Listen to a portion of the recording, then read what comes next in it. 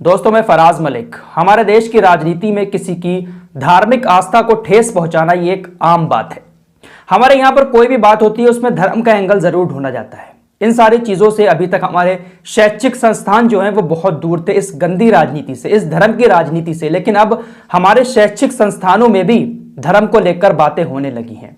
आपने अभी हालिया में सुना होगा, इलाहाबाद विश्वविद्यालय की वाइस चांसलर को अजान की आवाज से तकलीफ हो रही थी। आज तक सदियों से हमारे देश के अंदर अजान होती चली आई है, किसी को ऐसी तकलीफ नहीं होती थी। और मैडम साहिबा से पहले भी बहुत सारे वाइस चांसलर वहां पर आकर रह चुके हैं, किसी को अजान से तकलीफ नहीं थी। लेकिन अब इतने बड़े विश्वविद्यालय के वाइस चांसलर ने अजान को लेकर सवाल उठा दिया।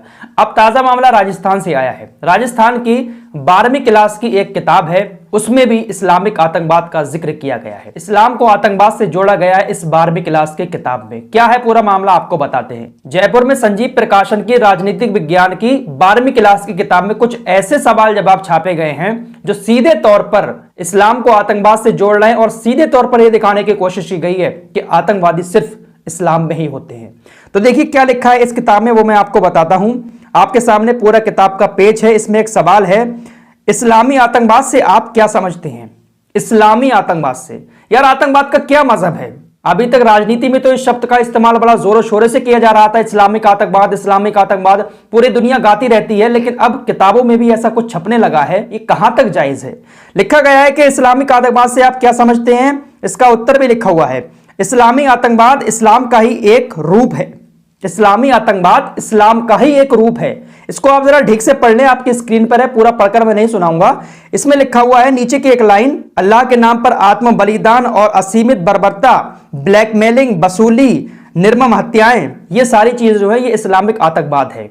अल्लाह के नाम पर हत्याएं करना, लूट खसोट करना, ये सारा जो है इस्लामिक आतंकवाद है। ये दिखाने की कोशिश की गई है इस किताब में। तो देखिए कितना ज्यादा विवादित इन्होंने ये सवाल छापा है इस किताब में। इसके अलावा एक क्वेश्चन इन्होंने और दिया है, इस्लामी आतंकवाद का निम्नलिखित में से कौन सा उद्देश्य नहीं है? उसके कुछ ऑप्शन भी दिए हैं। यानी इन्होंने इस्लामिक आतंकवाद का इस बुक में जिक्र किया है, जिसको लेकर काफी हंगामा भी मच गया राजस्थान के अंदर। लोगों ने संजीव प्रकाशन के खिलाफ एफआईआर भी दर्ज करा दी है। एक मोहसिन राशिद हैं, उन्होंने इस एफआईआर में लिखा है कि इस्लाम को सीधे तौर पर आतंकवाद से जोड़ने और उसके बाद लगातार इस्लामिक आतंकवाद का जिक्र कर किताब इस्लाम के खिलाफ घृणा को बढ़ावा दे रही है। वाकई में अगर कोई भी शख्स इसको पढ़ेगा, बच्चा इसको पढ़ेगा, तो उसको तो वाकई में इस्लाम से नफरत होगी ना।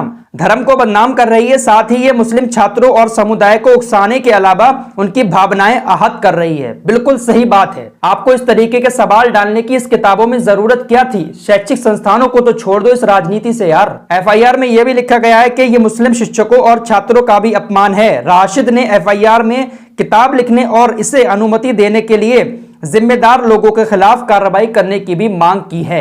अब देखते हैं कि इनके खिलाफ कार्रवाई होती है या नहीं होती है। वैसे खबर ये आ रही है कि संजीव प्रकाशन ने ये कहा है कि ठीक है, अगर आपको ये लगता है कि विवादास्पद ये सवाल है तो हम इसको हटा देंगे। आखिर ये घटिया आइडिया इन लोगों के दिमाग में आते कहां से हैं? तो फिलहाल देखते हैं कि इस मामले में क्या होता है। क्या सिर्फ सॉरी बोलकर ही संजीव प्रकाशन अपना पल्ला झाड़ लेगा, इसके ऊपर कोई कार्रवाई नहीं होगी, या फिर कोई कार्रवाई होगी? इसके ऊपर देखने वाली बात होगी। वैसे राजस्थान में कांग्रेस की सरकार है, तो कांग्रेस की सरकार देखते हैं कि इनके खिलाफ कुछ कार्रवाई करती है या फिर नहीं करती है। तो फिलहाल इस रिपोर्ट में इतना ही। हिंदू मुस्लिम एकता बनाए रखें, ऐसे फालतू लोगों के चक्कर में अपने आपसी संबंध खराब ना करें।